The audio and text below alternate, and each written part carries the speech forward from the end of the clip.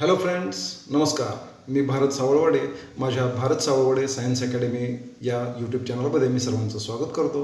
मित्रांनो, सर्वप्रथम मी आपल्या सर्वांना विनंती करतो की माझा व्हिडिओ जर आपल्याला आवडला तर जरूर लाईक करा, उपयुक्त वाटला तर जरूर इतरांच्यासाठी शेअर करा आणि माझं चॅनल जरूर सबस्क्राईब करा.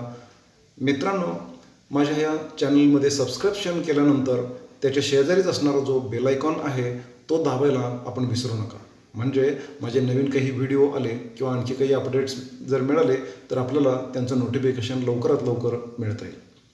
मित्रांनो, आजच्या आपल्या या व्हिडिओमध्ये इयत्ता 9वी विज्ञान आणि तंत्रज्ञान भाग 1 मधील प्रकरण क्रमांक 5 आम्ल, आम्लारी आणि क्षार म्हणजेच ॲसिड्स, बेसेस अँड सॉल्ट्स यामधील 5व्या भागाचा अभ्यास करणार आहोत की ज्याच्यामध्ये इंडिकेटर्स अँड रिॲक्शन्स म्हणजे दर्शक आणि या आम्ल, आम्लारी, क्षार यांच्या अभिक्रिया कशा प्रकारच्या होतात त्यांच्याबद्दल आपण चर्चा करणार आहोत. पाहूयात आपण प्रेझेंटेशन.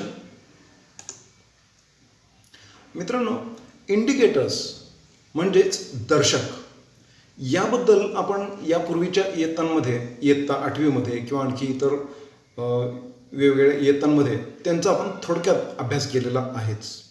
आता आपण त्यांच्याबद्दल आणखी थोडी सखोल माहिती घ्यायची आहे. यापूर्वीच्या इयत्तांमध्ये आपण पाहिलेलं आहे की एखाद्या आम्ल किंवा आम्लारी किंवा एखादं जो काही द्रावण असेल त्या द्रावणामध्ये जर आपण वेगवेगळे इंडिकेटर्स, वेगवेगळे दर्शक जर टाकले किंवा त्यांची जर टेस्ट घेतली तर आपल्याला काही रंगबदल दिसतात. आणि ते रंगबदल कसे आहेत ते या ठिकाणी दिलेले आहेत. आपण सुद्धा आठवून पहा. लाईम ज्यूस म्हणजे लिंबाचा रस, यामध्ये तांबडा लिटमस जर टाकला, रेड लिटमस टाकला तर त्याचा रंग रेड, तांबडा तसाच राहतो. ब्ल्यू लिटमस पेपर टाकला तर त्याचा रंग निळा होतो. फिनॉल्फथेलिन जर त्या ठिकाणी टाकला तर द्रावण रंगहीन राहतं, कलरलेस राहतं. मिथिल ऑरेंज टाकला तर द्रावणाचा रंग लाल होतो म्हणजे तांबडा होतो, रेड होतो. आणि या सगळ्याचा अर्थ असा आहे की nature of the solution is acidic. म्हणजे हे रंगबदल जे दिसत आहेत हे सगळ्यांमुळं आपण असं निष्कर्ष मांडतो की सोल्युशन हे ॲसिडिक आहे. त्यानंतर NH4OH या सोल्युशनमध्ये रेड लिटमस ब्ल्यू कलर होतो. Blue litmus will turn to blue, then phenolphthalein will turn to pink and methyl orange will be changing its color to yellow and then the nature of the solution will be basic.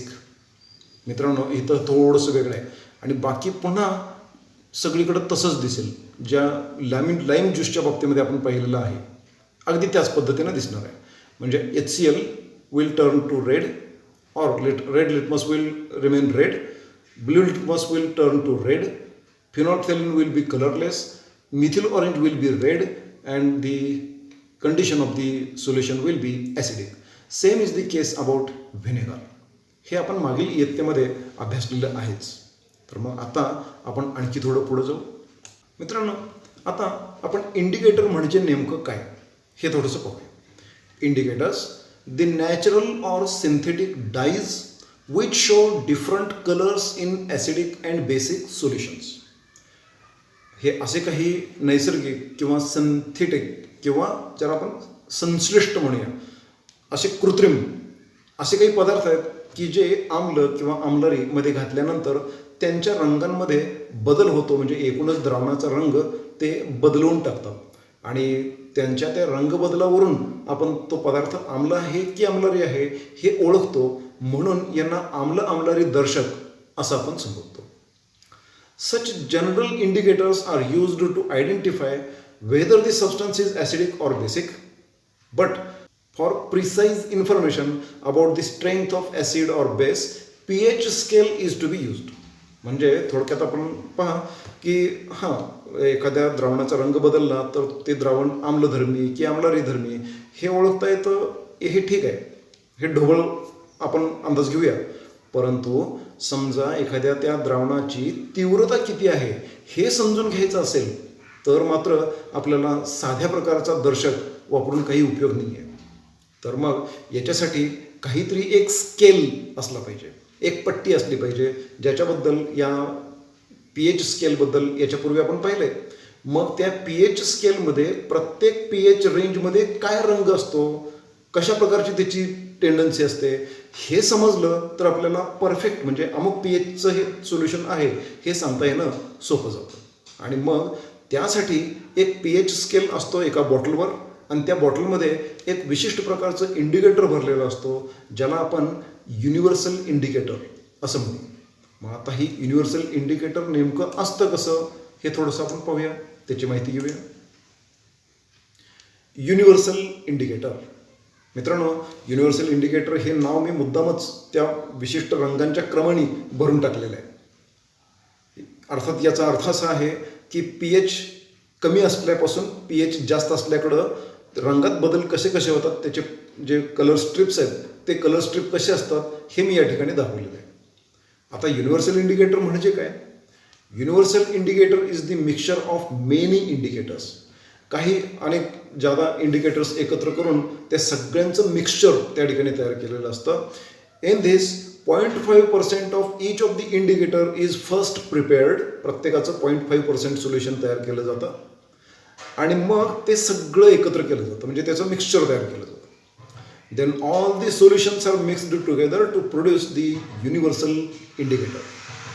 It's components are methyl red, then bromothiamol blue, thiamol blue, phenolphthalein, these are its components. म्हणजे या universal इंडिकेटरमध्ये या प्रकारचे हे सगळे solutions या ठिकाणी घालावे लागतात. ओके, आणखी आपण पुढे जाऊ. मित्रांनो, या ठिकाणी युनिव्हर्सल इंडिकेटर स्ट्रिप त्या बॉटलवर कशी असते ती या ठिकाणी दाखवलेली आहे. कलर रेंज दाखवलेली आहे, कोणत्या pH मध्ये कसा रंग असेल किंवा कोणत्या pHचा रंग कसा असेल हे म्हणजे सोल्युशन घ्यायचं आणि त्या सोल्युशनमध्ये युनिव्हर्सल इंडिकेटरचे 2 किंवा 3 थेंब टाकायचे आणि हे टाकल्यानंतर त्या संपूर्ण द्रावणाचा रंग बदलणार. तो कसा बदलतो तो या ठिकाणी दाखवलेला आहे. आणि इथं त्या बॉटलवर अशा प्रकारची कलर स्ट्रिप असते, तिथं pH रेंज लिहिलेला असतो आणि आपण ही जी काही टेस्ट ट्यूब असेल की ज्याच्यामध्ये आपण सोल्युशन घेतलेलं आहे आणि इंडिकेटर टाकलेला आहे ती आपण त्या ठिकाणी घेऊन जायचे आणि ती दिल्यानंतर आपण ती टेस्ट ट्यूब त्या कलर स्ट्रिपला मॅच करून बघायचे. अशा पद्धतीनं कलर स्ट्रिपला मॅच करून बघत असताना आपल्याला त्या द्रावणाचा pH काय असणार आहे हे समजतं. हे ज्या पद्धतीनं आपण प्रयोगशाळेमध्ये करतो अगदी तशाच पद्धतीनं pH पेपर स्ट्रिप असते, असा रोल फॉर्ममध्ये असतो आणि त्या संपूर्ण रोलवर इथं pH स्केल दिलेले आहेत आणि प्रत्येक pH स्केलचा रंग कसा होणार आहे तो दिलेला आहे. म्हणजे या पेपरचा रंग यापैकी कोणत्या तरी रंगाचा तो असणार आहे आणि मग त्याला आपण मॅच करून बघायचं, जुळलं तर मग pH आपल्याला समजतो. तसंच pH पेपर स्ट्रिपची अशी एक पट्टीसुद्धा असू शकते, या पद्धतीनं सुद्धा हे आपण वापरू शकतो. आणि आता आधुनिक पद्धतीनं ॲक्युरेट pH समजण्यासाठी आपल्याला pH इंडिकेटर इलेक्ट्रॉनिक डिव्हाइस आहे त्याचा वापर केला जातो. तिथं पुढं एक प्रोब असतो की तो प्रोब जर त्या द्रावणामध्ये बुडवला आणि मशीन किंवा डिव्हाइस जर सुरू केलं तर त्याचा pH नेमका किती आहे हे आपण समजून घेऊ शकतो. ॲक्युरेसी आपल्याला मिळणार आहे, पॉईंट्समध्ये त्याचं उत्तर आपल्याला मिळणार आहे. ओके मित्रांनो, आता आपण पुढील भागाकडे जाऊया. रिॲक्टिव्हिटी ऑफ ॲसिड्स अँड बेसेस. आम्ल आणि आम्लारींची रिॲक्टिव्हिटी म्हणजे अभिक्रिया करण्याची पद्धत कशी असते याच्याबद्दल आता आपण अभ्यास करूया. सर्वप्रथम आपण न्यूट्रलायझेशन रिॲक्शन म्हणजे उदासीनीकरण अभिक्रिया नेमकी कशी होत असते हे समजून घेऊ. Hydrochloric acid when gets dissolved in water it gets dissociated to form H positive ions in large concentration, and also sodium hydroxide when gets dissolved in water it gets dissociated to form OH negative ions in large concentration. म्हणजे ते इथं आपण खाली दाखवलेलं आहे. Hydrochloric acid जर पाण्यात विरघळलं तर त्या विरघळलेल्या कंडिशनमध्ये H पॉझिटिव्ह आयन आणि Cl निगेटिव्ह आयन, तसं Na पॉझिटिव्ह आयन आणि OH निगेटिव्ह आयन हे सोडियम हायड्रॉक्साईड पाण्यात विरघळल्यामुळं घडणार आहे. आणि ह्यामध्ये मोठ्या प्रमाणात हायड्रोक्लोरिक आम्लापासून H पॉझिटिव्ह आयन आणि मोठ्या प्रमाणात OH निगेटिव्ह आयन सोडियम हायड्रॉक्साईडपासून तयार होतात. हे दोन्हीही एकत्र आले तर यांच्यापासून पाणी तयार होतं आणि उर्वरित भागापासून सोडियम क्लोराईड रेणू यांची निर्मिती होते. When sodium hydroxide solution is added in hydrochloric acid solution, the OH negative ions combine with H positive ions to form H2O molecule and the other ions combine to form sodium chloride molecule. जेव्हा hydrochloric आम्ल HCl पाण्यात मिसळतं तेव्हा त्यांच्यामध्ये पाण्यामध्ये त्यांचं विचरण होतं. मोठ्या संहतीमध्ये H पॉझिटिव्ह आयन निर्माण होतात आणि त्याचबरोबर जेव्हा सोडियम हायड्रॉक्साईडचं पाण्यात विचरण होतं तेव्हा मोठ्या संहतीमध्ये H निगेटिव्ह आयन तयार होतात आणि ह्या दोन्हींचा संयोग होऊन पाण्याचा रेणू तयार होतो. आणि मग आपल्याला पुढं या संपूर्ण अभिक्रियेची मांडणी अशा पद्धतीनं करता येईल. HCl will react with sodium hydroxide to form NaCl and H2O. तर मित्रांनो, ह्या अभिक्रियेवरून आपण एक ढोबळ अंदाज मांडू शकतो की न्यूट्रलायझेशन रिॲक्शनमध्ये नेमकं होतं काय. तर त्याची आपण छोटीशी व्याख्या निर्माण करू शकतो. Acid and base react with each other to form salt and water. आम्ल आणि आम्लरींची अभिक्रिया होते आणि क्षार आणि पाणी तयार होतात. यालाच आपण उदासीनीकरण अभिक्रिया असं संबोधतो. पाठ्यपुस्तकामध्ये आपल्याला complete the following table of neutralisation reactions and also write down the names of the acids bases and salts in it असं म्हटलेलं आहे. आता मग आपण त्याच्याबद्दल चर्चा करत जाऊ. आपण ते मुद्दे लिहूनसुद्धा घ्या आणि आपण डिस्कस करत जाऊया. इथं सर्वात प्रथम या डाव्या बाजूला ॲसिड्स सगळे दाखवलेले आहेत. इकडं बेसेस आहेत, इथं सॉल्ट्स आहेत आणि इकडं वॉटर आहे म्हणजे पाणी तयार होणार आहे. तो पॅटर्न आपण आता बघितलेला आहे. ह्या सर्व रिॲक्शन आपण कशा असतात ते आपण पाहूया. हा आहे HNO3 म्हणजे नायट्रिक ॲसिड आणि याची एका बेसबरोबर अभिक्रिया होणार आहे, एका आम्लारीबरोबर अभिक्रिया होणार आहे आणि तशी अभिक्रिया झाल्यानंतर या ठिकाणी KNO3 म्हणजे पोटॅशियम नायट्रेट हा क्षार म्हणजे सॉल्ट तयार होणार आहे आणि पाण्याचा रेणू तयार होणार आहे. तर या ठिकाणी आता काय असू शकेल, तर या ठिकाणी HNO3 आहे आणि इथं KNO3 आलेलं आहे. अर्थात इथं बेस कसा असला पाहिजे की ज्याच्यामध्ये K असला पाहिजे म्हणजे पोटॅशियम असला पाहिजे. तर मग काय असतं ते आता पहा. या ठिकाणी KOH असला पाहिजे म्हणजे पोटॅशियम हायड्रॉक्साईड असला पाहिजे. तर मग या NO3 संपूर्ण गट या Kला जोडला जाईल आणि KNO3 तयार होईल आणि OH हा या Hला जोडून या ठिकाणी H2O म्हणजे पाण्याचा रेणू तयार होईल. पुढं दुसऱ्या अभिक्रियेमध्ये H2SO4 म्हणजे सल्फ्युरिक ॲसिड आहे. या सल्फ्युरिक ॲसिडची 2NH4OH म्हणजे लिकर अमोनिया किंवा ज्याला अमोनियम हायड्रॉक्साईड म्हणूया त्यांचे दोन्हींची अभिक्रिया होणार आहे. हा बेस आहे. तर या दोन्हींमध्ये अभिक्रिया होत असताना काय होतं, NH4ला SO4 गटाची जोडणी होते आणि मग NH4 टॉईस SO4 असा हा पदार्थ तयार होतो. या पदार्थाचं नाव आहे अमोनियम सल्फेट आणि त्याच्यानंतर पुढं इकडं H2O मॉलिक्यूल तयार होतं. म्हणजे आता हा H2O कुठून आला, तर हे OH आणि यातला हा H असं मिळून या ठिकाणी H2O मॉलिक्यूल तयार होतं. पाहूया आपण. अर्थात या ठिकाणी रेणूंची संख्या बॅलन्स करण्यासाठी 2H2O हे आपल्याला घ्यावं लागेल. आता पुढं आपण जाऊया. HBr म्हणजे हायड्रोब्रोमिक ॲसिड किंवा हायड्रोजन ब्रोमाइड गॅस असेल, त्याची पोटॅशियम हायड्रॉक्साईड बरोबर अभिक्रिया झाली तर या ठिकाणी KBr आणि H2O तयार होणार आहे. तो या ठिकाणी आपण पाहू शकतो. अशा पद्धतीनं आपण एखाद्या पदार्थाचं आम्लाचं आणि आम्लारीचं जर अभिक्रिया झाली तर त्यांच्यामध्ये उदासीनीकरण होत असताना कोणकोणते पदार्थ तयार होतात हे आपण पाहिलेले आहे. तर मित्रांनो, आता न्यूट्रलायझेशन रिॲक्शन टेस्ट कशी करायची, म्हणजे आपण pH पेपर स्ट्रिप घ्या. त्या pH पेपर स्ट्रिपवर एखादा ॲसिड घ्या. तर तो ॲसिड घेतल्यानंतर इथं दाखवल्याप्रमाणे तिथं लाल रंग डेव्हलप होणार आहे. त्याच्यावरच आपण जर समजा बेस टाकत गेलो तर त्याच्या रंगात बदल होत जाणार आहे.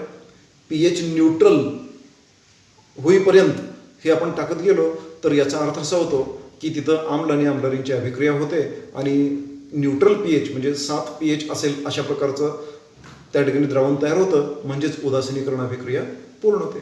Okay. Reaction of acids with metals. धातूंबरोबर आम्लांची अभिक्रिया कशी होते ते पहा. मित्रांनो, या ठिकाणी आपण इकडं फार वर्णन करत राहण्याची अजिबात आवश्यकता नाही. सिंपल साधीशी गोष्ट मी आपल्याला सांगतो. आपल्या सर्वसामान्य तापमानाला एखादं तीव्र आम्ल घेतलं, त्या तीव्र आम्लाचा एक सौम्य विरल द्रावण जर आपण मिळवलं तर या द्रावणाची त्या धातूबरोबर सर्वसामान्य तापमानाला सुद्धा अभिक्रिया होते आणि त्यातून काही बुडबुडे, इफर्वसन्स ज्याला आपण म्हणूया, असे हवेचे बुडबुडे, वायूचे बुडबुडे येतात आणि ते वायूचे बुडबुडे त्यातून बाहेर पडतात. मित्रांनो, या ठिकाणी काय दाखवले हे आपण जरूर पाहायला हरकत नाही. A dilute solution of hydrochloric acid is taken in which a magnesium ribbon is introduced, and then we will observe the effervescence of hydrogen gas. If we are interested to detect whether the hydrogen gas is produced or not, then we can light the gas by using the either with the lighter or the matchstick, and then we will get a explosive burning of hydrogen gas. तर hydrogen gas तिथं फट असा आवाज करतो आणि तो पेट घेतो, जळायला लागतो. आपल्या प्रयोगांमध्ये सुद्धा या प्रयोगाची मांडणी केलेली असते. तर आता मित्रांनो, अशा प्रकारची ही जी काही धातूंची अभिक्रिया आहे, ह्या अभिक्रियेमध्ये म्हणजे थोडक्यात एखाद्या तीव्र आम्लाच्या विरल द्रावणाची मध्यम क्रियाशील धातूबरोबर जर अभिक्रिया केली तर ती सर्वसामान्य तापमानाला घडवून आणणं अतिशय सहज शक्य आहे. ही जी ॲक्टिव्हिटी आपण पाहिली त्याचं वर्णन या ठिकाणी दिलेलं आहे. आपण थोडंसं पुढं जाऊ. Magnesium metal reacts with dilute hydrochloric acid and an inflammable gas hydrogen is form. Hydrogen वायू तयार होणं हा या अभिक्रियेचा सारांश आहे. During this reaction the reactive metal displaces hydrogen from the acid to release hydrogen gas. At the same time, the metal is converted into basic radical which combines with the acidic radical from the acid to form the salt. म्हणजे त्यातला basic radical, positive charge असलेला जो radical तयार होणार आहे, हा radical आता acidic radical बरोबर अभिक्रिया करतो, म्हणजे त्यांचं कॉम्बिनेशन होतं आणि मग त्यांच्यापासून एक क्षार तयार होतो. पहा या ठिकाणी, metal reacts with dilute acid to form salt and hydrogen. Magnesium हा मेटल आहे आणि हायड्रोक्लोरिक ॲसिड हे डायल्यूट ॲसिड आहे. त्यातल्या या ॲसिडिक रॅडिकल बरोबर याचं कॉम्बिनेशन होतं आणि MgCl2 म्हणजे मॅग्नेशियम क्लोराईड सॉल्ट तयार होतो आणि इथला हायड्रोजन डिस्प्लेस होतो, त्याला बाजूला काढलं जातं. तोच हा हायड्रोजन वायू गॅस फॉर्ममध्ये तिथून बाहेर पडतो. मित्रांनो, अशाच प्रकारच्या आणखी काही अभिक्रिया या ठिकाणी आपण दिलेल्या आहेत. आत्ता आपण पाहिली ती पहिली अभिक्रिया, magnesium reacts with dilute hydrochloric acid to form MgCl2 magnesium chloride and hydrogen gas is released. तसं आता आणखी पुढं zinc reacts with H2SO4 that is sulphuric acid to form zinc sulphate in aqueous solution form and hydrogen gas will be produced in H2 form. Then next is copper reacts with HNO3 that is nitric acid. Then there will be formation of copper nitrate CuNO3 twice in aqueous solution form plus H2 gas will be released. तर एकूण धातूंची जर acid बरोबर अभिक्रिया झाली तर त्या ठिकाणी hydrogen वायू तयार होतो आणि क्षार तयार होतो. हा एक जनरल पॅटर्न आहे. Next is reaction of acids with oxides of metals. धातूंच्या ऑक्साइड्स बरोबर ॲसिड्सची अभिक्रिया कशी होते ते आपण पाहूया. एक सिंपल काही प्रश्न या ठिकाणी विचारलेले आहेत, त्यांचे उत्तर आपण जरूर पाहूया. Does the red oxide dissolve in water. लोखंड गंजलेलं जर असेल तर गंजलेलं लोखंड पाण्यामध्ये विरघळतं का? No. What change takes place in the particles of red oxide on adding dilute hydrochloric acid. आता त्याच्यामध्ये हायड्रोक्लोरिक ॲसिड टाकलं तर काय होतं, तर हळूहळू गंज जो आहे तो रेड ऑक्साईड जो आहे तो त्याच्यामध्ये विरघळत जातो आणि त्या द्रावणाचा रंग बदलत जातो. कसा तो आपण पाहू. The chemical formula of red oxide is Fe2O3. The water insoluble red oxide reacts with HCl to produce a water soluble salt FeCl3. This gives a yellowish color to the water. The chemical formula of red oxide is Fe2O3. Here the water insoluble red oxide reacts with hydrochloric acid to produce a water soluble salt FeCl3, that is ferric chloride. This gives a yellowish color to the water. The following chemical equation can be written for the chemical change. Fe2O3 in solid state will react with hydrochloric acid which is present in aqueous solution form, and then 2 FeCl3 molecules will be produced and 3 H2O molecules will be produced. म्हणजे क्षार आणि पाणी तयार होतं. मित्रांनो, एक गोष्ट लक्षात घ्यायला हरकत नाही, इथं ऑक्साईड ऑफ मेटल आहे की ज्याची रिॲक्शन ॲसिड बरोबर होते आणि सॉल्ट अँड वॉटर म्हणजे क्षार आणि पाणी तयार होतं. म्हणजे हे जर आम्ल असेल तर हा पदार्थ काय असेल, obviously it is a base, हा आम्लारीधर्मी असणार आहे.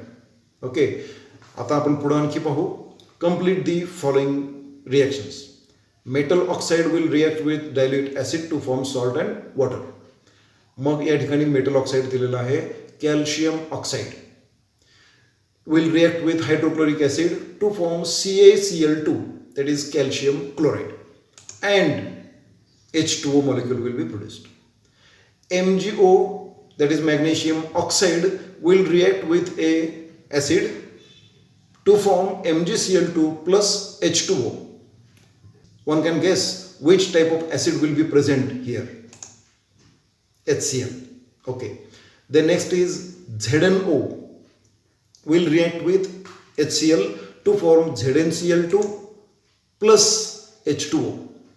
Then Al2O3 will react with 6HF, that is hydrogen fluoride. Then there is formation of AlF3 and again H2O molecules will be produced. What type of compound is a metal oxide? मित्रांनो, metal oxide आहे, acid बरोबर अभिक्रिया करतात आणि salt and water म्हणजे क्षार आणि पाणी तयार करतात. तर मग न्यूट्रलायझेशन रिॲक्शन जर आपण आठवली तर त्या संदर्भानं आपण या ठिकाणी मेटल ऑक्साईडला कोणत्या प्रकारचं कंपाऊंड ओळखूया किंवा कोणत्या प्रकारचं कंपाऊंड असतात असं आपण म्हणूया. Obviously these are basic in nature. ठीक आहे, आता हे असं का म्हटलं ते आपण पाहूया.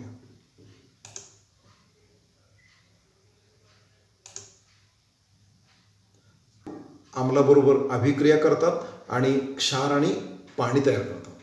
म्हणून धातूंची ऑक्साइड्स ही आम्लरीधर्मी असतात. Reaction of basis with oxides of non metals. Bases react with oxides of non-metals to form salt and water. Hence, oxides of non-metals are said to be acidic in nature.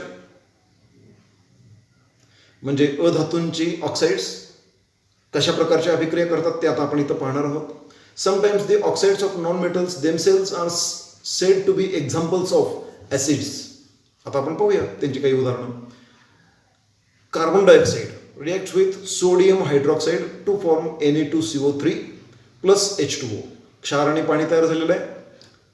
इथं base आहे हा पक्का आपल्याला माहिती आहे. तर मग हा पदार्थ कसा असेल, त्याचं नेचर काय असेल, इट इज ॲसिडिक. आता दुसरी अभिक्रिया आपण बघूया. या ठिकाणी जो काही पदार्थ असेल तो त्याची पोटॅशियम हायड्रॉक्साईड बरोबर अभिक्रिया होते आणि इथं क्षार आणि पाणी तयार होतं. तर मग इथं पदार्थ कोणता आहे, again it is CO2. CO2 will react with the base to form salt and water. Okay, त्यानंतर SO3 म्हणजे सल्फर ट्राय ऑक्साईड, याची अभिक्रिया एका पदार्थाबरोबर होते, एका बेस बरोबर होते आणि मग सॉल्ट अँड वॉटर तयार होतं. तर ते कोणतं आहे, तर तिथं NaOH म्हणजे सोडियम हायड्रॉक्साईड हा पदार्थ आहे. तर त्यांचं सॉल्ट अँड वॉटर तयार होतं. मित्रांनो, या ठिकाणी आपल्याला लक्षात येईल की ही या सगळ्या ठिकाणी oxides of non metals are acting as acids.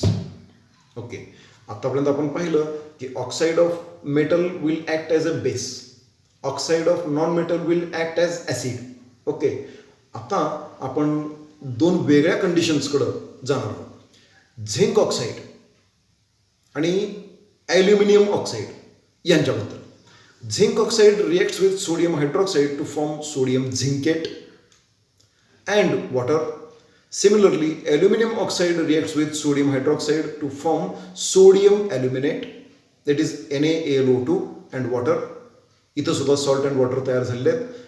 Zinc oxide will react with sodium hydroxide to form sodium zincate and H2O. And aluminum oxide will react with sodium hydroxide to form sodium aluminate and H2O. मित्रांनो, आता या प्रकारच्या त्यांच्या वर्तणुकीमुळं आपण त्यांना काय म्हणतोय पहा. Zinc oxide and aluminium oxide both are reacting with base to form salt and water, therefore these are now acting as acids. म्हणजे ते ॲसिड म्हणून पण काम करतायत आणि बेस म्हणून पण काम करतायत. ॲसिड म्हणून पण काम करतायत, बेस म्हणून पण काम करतायत, म्हणजे ते उभयधर्मी आहेत, ज्याला आपण इंग्लिशमध्ये ॲम्फोटेरिक ऑक्साइड्स असं म्हणतो. Those oxides which act both as an acid as well as the base are called as amphoteric oxides. आता आपण आणखी थोडं पुढं जाऊ. Reaction of acids with carbonates and bicarbonates of metals. धातूंचे कार्बोनेट्स आणि बायकार्बोनेट्स यांच्याबरोबर ॲसिड्सच्या कशा अभिक्रिया होतात ते आता आपण पाहू.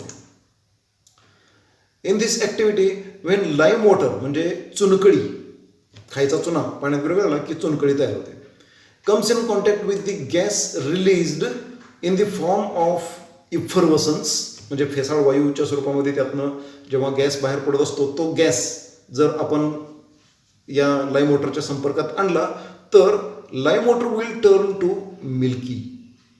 And this is a chemical test for carbon dioxide gas. Carbon dioxide gas तयार झाला आहे हे कसं ओळखायचं? लाईम वॉटरमधून त्याला पास करायचं. लाईम वॉटर जर पांढरा झाला तर कार्बन डायऑक्साईड वायू तिथं आलेला आहे हे आपण लक्षात घ्यायला हरकत नाही. When lime water turns milky we infer that the effervescence is of carbon dioxide gas. This gas is produced on reaction of acids with carbonate and bicarbonate salts of metals. A precipitate of calcium carbonate is produced on its reaction with the lime water, that is CaOH twice.